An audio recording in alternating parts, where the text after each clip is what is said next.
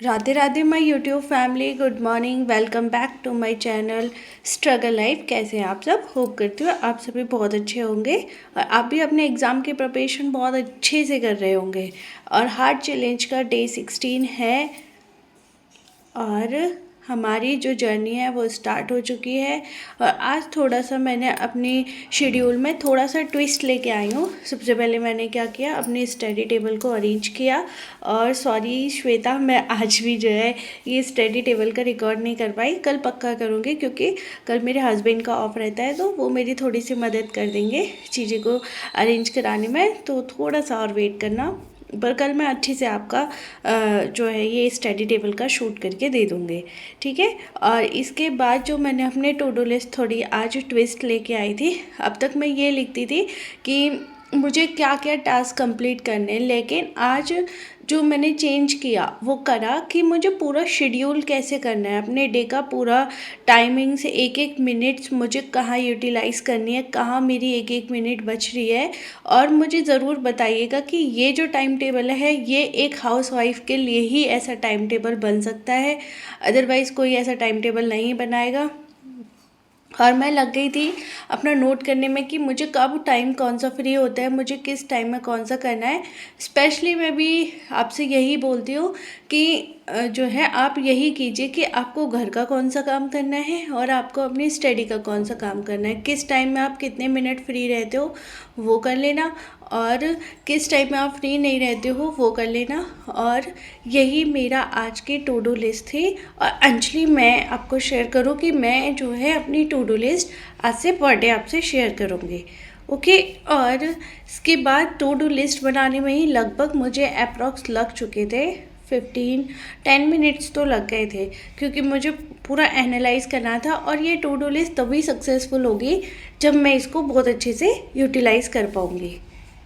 जब आप अपने किसी नए सफ़र की शुरुआत करते हैं ना, तो शुरुआत में समझ नहीं आता कि स्टेप हमें क्या रखने चाहिए, हम कहाँ से शुरू करें चीज़ों को, कहाँ से हम अपना फर्स्ट स्टेप लें।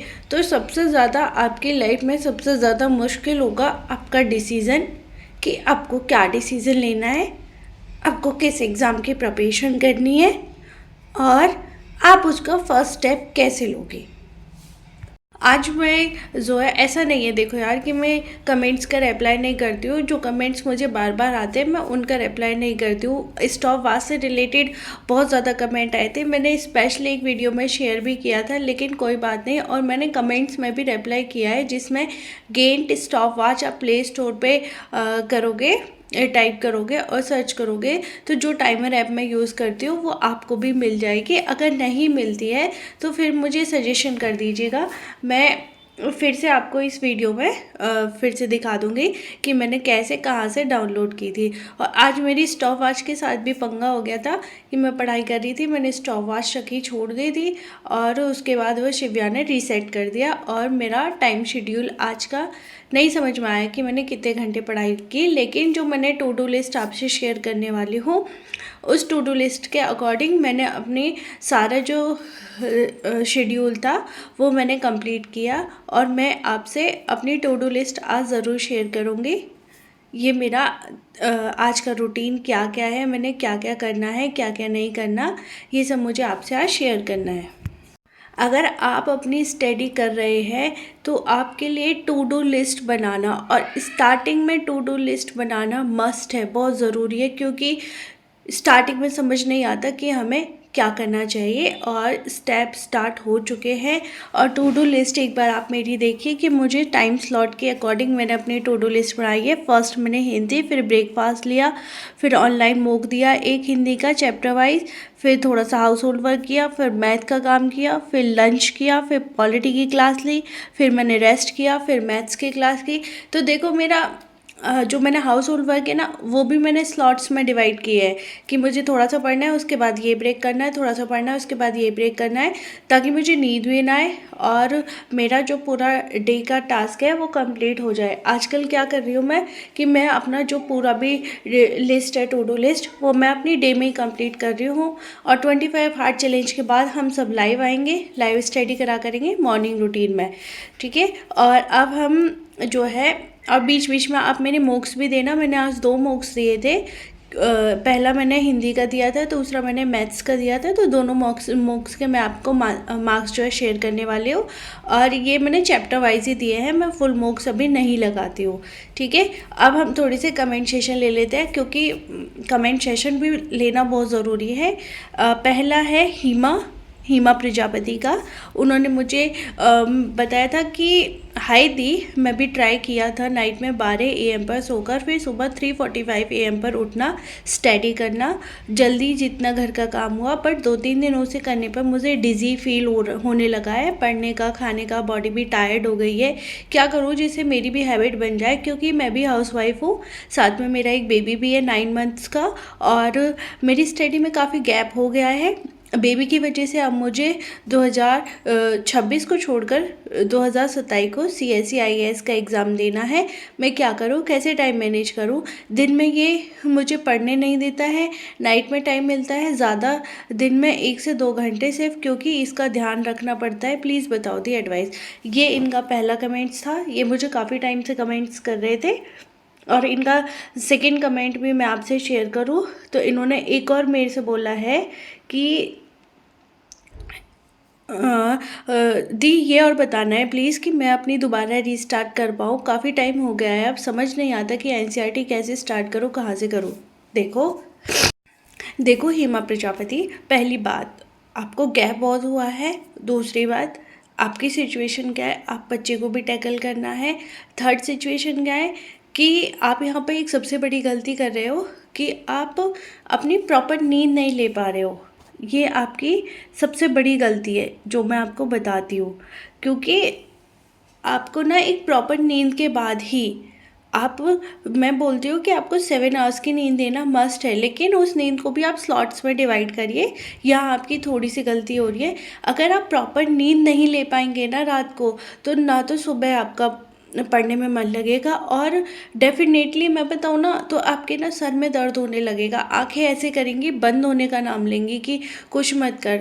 तो आप तभी अपनी स्टडी को कंटिन्यू कर सकते हो जब आप अपनी बॉडी को अच्छे से यूटिलाइज़ करोगे। ये सबक मैंने सीखा पिछले 1 महीने में। मैं केयरलेस होकर अपनी स्टडी कर रही थी, और दिक्कतें भी आई थी, हेल्थ इशू था, लेकिन अब नहीं है। अब मैं अपनी बॉडी को 25 हार्ड चैलेंज मैंने इसलिए लिए हैं ताकि मैं जो अपनी स्टडी है वो कंफर्ट जोन में रह के थोड़ा सा अच्छे से यूटिलाइज़ करूँ। उसके बाद मैं थोड़ा सा अपनी बॉडी को डिस्कम्फर्ट में करूँगी। अगर आप एक दिन ऐसा पढ़ते हैं और नेक्स्ट डे ऐसे पढ़ेंगे, 3 दिन कर लीजिए, 4 दिन कर लीजिए, 5वें दिन बॉडी डैम हो जाएगी।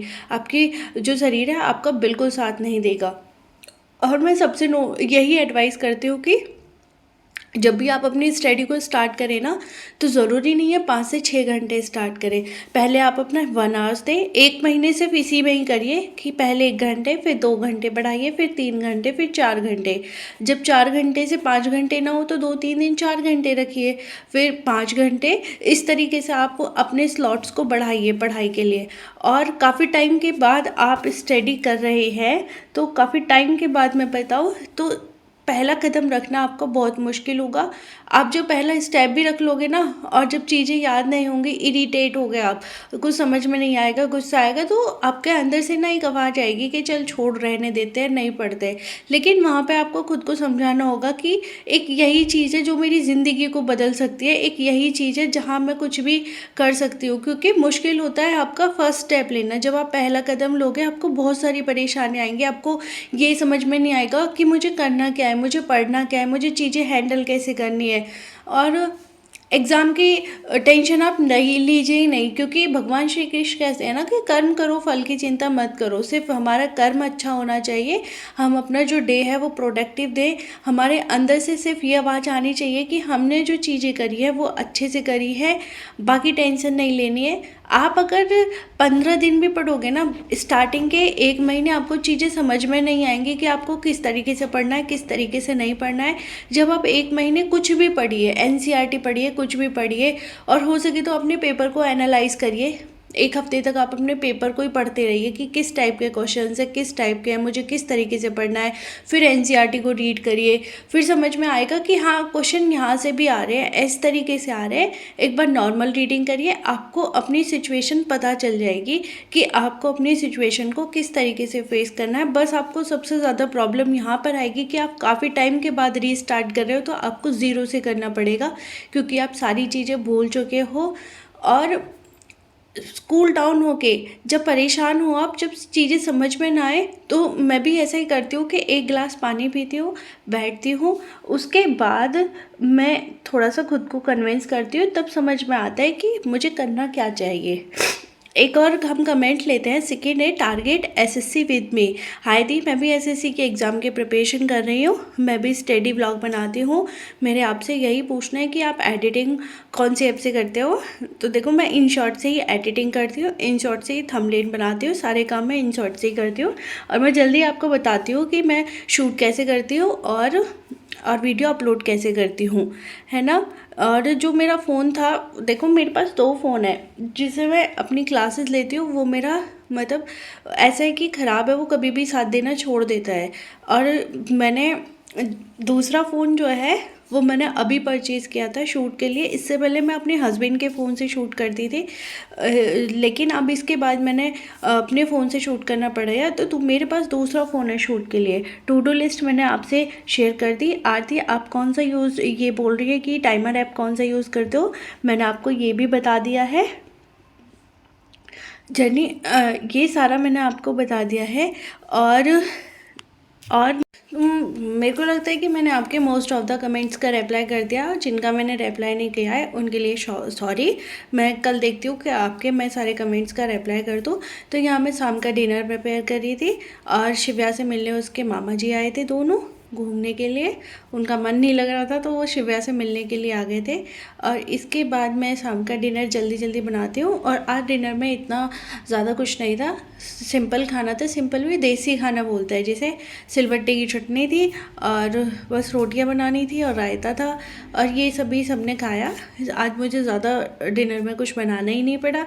और इसके बाद थोड़ा सा मतलब टाइम मेरा यहाँ पर बच जाता है, और यहाँ शिव्या भी हमारी मदद करने के लिए आ जाते हैं रोटी बनाने के लिए। मम्मा मैं बनाऊँ, मैं बनाऊँ, मैं बनाऊँ।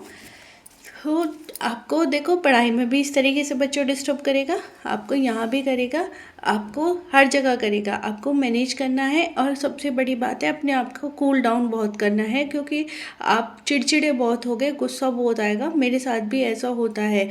और प्रॉपर नींद के बाद स्टडी कीजिएगा ज़रूर, क्योंकि प्रॉपर नींद के बाद स्टडी करने का मज़ा अलग होता है। बिना प्रॉपर नींद के आप नहीं कर सकते। जब आपको लग रहा है ना कि मुझे सोना है, तो आप ले लीजिए 15 मिनट का रैप, पर ये नहीं है कि आप वहाँ 2-3 घंटे का लीजिए। भाई फैमिली में सबके में टॉक्सिक लोग बहुत होते हैं, बहुत ज़्यादा नेगेटिविटी बोलते हैं। कुछ लोग ऐसे हैं कि उनकी बातों को सुनेंगी और अपने रूम में आ जाएंगी, सोचते रहेंगे, सोचते रहेंगे, सोचते रहेंगे, बैठे बैठे रोते रहेंगे, और किसी से फ़ोन पे बातें करेंगे, अपने घर करेंगे, ये बातें बताएंगे, वहाँ से नहीं तो किसी और को बताएंगे। भाई कोई नहीं सुनेगा आपकी चीज़ें, आपको खुद हैंडल करनी है ये चीज़ें। लोग सुन के और निकाल देंगे। एक दिन बोलेंगे हाँ ऐसा नहीं करना चाहिए था, हाँ ऐसा वैसा नहीं करना चाहिए था, और आपके इमोशंस को और आगे बढ़ाएंगे। तो देखो, आपको वहीं अपने आप को समझाना है कि ये चीज़ें बदल सकती हैं, और इस चीज़ों को बदलने के लिए मुझे क्या करना चाहिए। और नहीं बदल सकती है तो अपनी स्टडी पे ध्यान दीजिए ना, अपने सपनों की तरफ ध्यान दीजिए कि आप अपने सपनों को कैसे पूरा करेंगे। ठीक है, आपको समझ में आना चाहिए। भाई सबकी फैमिली में टॉक्सिक लोग होते हैं, सब बहुत उल्टा सीधा बोलते हैं, है ना। ये एक हाउसवाइफ की स्टोरी नहीं है, ये हर हाउसवाइफ की स्टोरी है। हमारी लड़ाई हमें खुद से लड़नी है, ना कि दूसरों से लड़नी है। हमें सिर्फ अपनी पढ़ाई पे ध्यान देना है यार। लोगों की बातों पे ध्यान दोगे तो ना इधर के रहोगे ना उधर के। लोगों को कोई परफेक्ट इंसान आज तक मिला ही नहीं है। कभी तुम्हें परफेक्ट बहू का खिताब मिला है? और ये बताइए कि कोई परफेक्ट बहू का खिताब होता भी है कि हाँ वो चीज़ परफेक्ट है। कभी नहीं मिलता यार, परफेक्ट बहू कभी होती ही नहीं है। ये चीज़ है कि हाँ वो परफेक्ट है, तो इस चीज़ के चक्कर में क्यों पड़ रहे हैं हम कि हमें परफेक्ट बहू बनना है या ये बनना है। पहाड़ में जाने देते हैं ना सब कुछ। करना क्या है, हमें अपनी स्टडी करनी है। और मैंने आपको टू डू लिस्ट आज मेरी ये सारी कंप्लीट हो गई है, जिसमें मैंने अपना पॉलिटी का सेशन नहीं लिया बिल्कुल भी। और लगभग मैंने ये 7.5 का स्टडी प्लान बनाया था, जिसमें मेरा पॉलिटी नहीं हुआ। और लगभग मैंने 5.5 से 6 घंटे की स्टडी इसमें की है। आज का मेरा ब्लॉग आपको अच्छा लगता है तो please like share and subscribe my channel. Thank you.